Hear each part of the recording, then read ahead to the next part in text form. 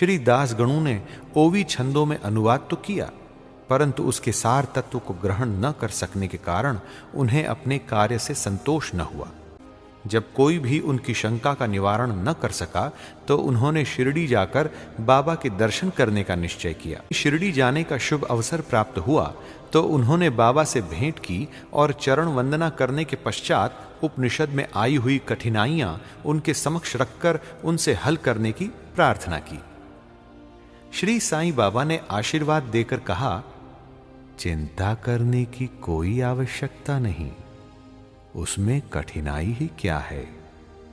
जब तुम लौटोगे तो विलेपार्ला में काका दीक्षित की नौकरानी तुम्हारी शंका का निवारण कर देगी। रानी की कथा सुने। बाबा के वचनों में पूर्ण विश्वास कर वे शिरडी से विलेपार्ला पहुंचकर काका दीक्षित के यहां ठहरे। दूसरे दिन दास गणों सुबह की मीठी नींद का आनंद ले रहे थे, तभी उन्हें एक निर्धन बालिका के सुंदर गीत का स्पष्ट और मधुर स्वर सुनाई पड़ा। गीत का मुख्य विषय था, एक लाल रंग की साड़ी वह कितनी सुंदर थी, उसका जरी का आंचल कितना बढ़िया था, उसके छोर और किनारे कितने सुंदर थे इत्यादि। उन्हें वह गीत अति रुचिकर प्रतीत हुआ। इस कारण उन्होंने बाहर आकर देखा कि यह गीत एक बालिका नाम्या की बहन, जो काका साहेब दीक्षित की नौकरानी है, गा रही है। बालिका बर्तन मांज रही थी और केवल एक फटे कपड़े से तन ढके हुए थी। इतनी दरिद्र परिस्थिति में भी उसकी प्रसन्न मुद्रा देखकर श्री दास गणु को दया आ गई।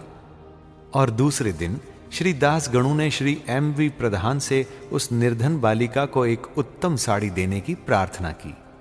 जब राव बहादुर एम.वी. प्रधान ने उस बालिका को एक धोती का जोड़ा दिया, तब एक क्षुधा पीड़ित व्यक्ति को जैसे भाग्यवश मधुर भोजन प्राप्त होने पर प्रसन्नता होती है, वैसे ही उसकी प्रसन्नता का पारावार न रहा। दूसरे दिन उसने नई साड़ी पहनी और अत्यंत हर्षित होकर नाचने कूदने लगी एवं अन्य बालिकाओं के साथ वह फुगड़ी खेलने में मग्न रही। अगले दिन उसने नई साड़ी संभालकर संदूक में रख दी और पूर्ववत फटे पुराने कपड़े पहनकर आई, फिर भी पिछले दिन के समान ही प्रसन्न दिखाई दी। यह देखकर दास गणों की दया आश्चर्य में परिणत हो गई। उनकी ऐसी धारणा थी कि निर्धन होने के कारण ही उसे फटे कपड़े पहनने पड़ते हैं, परंतु अब तो उसके पास नई साड़ी थी जिसे उसने संभाल कर रख लिया और फटे कपड़े पहनकर भी उसी गर्व और आनंद का अनुभव करती रही। उसके मुख पर दुख या निराशा का कोई निशान भी नहीं रहा।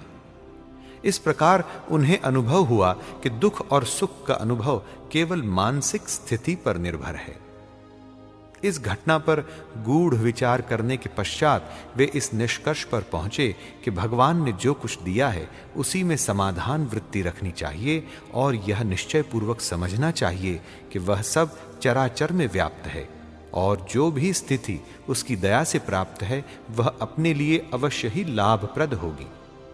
इस विशिष्ट घटना में बालिका की निर्धनावस्था, उसके फटे पुराने कपड़े और नई साड़ी देने वाला तथा उसकी स्वीकृति देने वाला, ये सब ईश्वर द्वारा ही प्रेरित था। श्री दास गणु को उपनिषद के पाठ की प्रत्यक्ष शिक्षा मिल गई, अर्थात जो कुछ अपने पास है उसी में समाधान वृत्ति माननी चाहिए। सार ये है कि जो कुछ होता है सब उसी की इच्छा से नियंत्रित है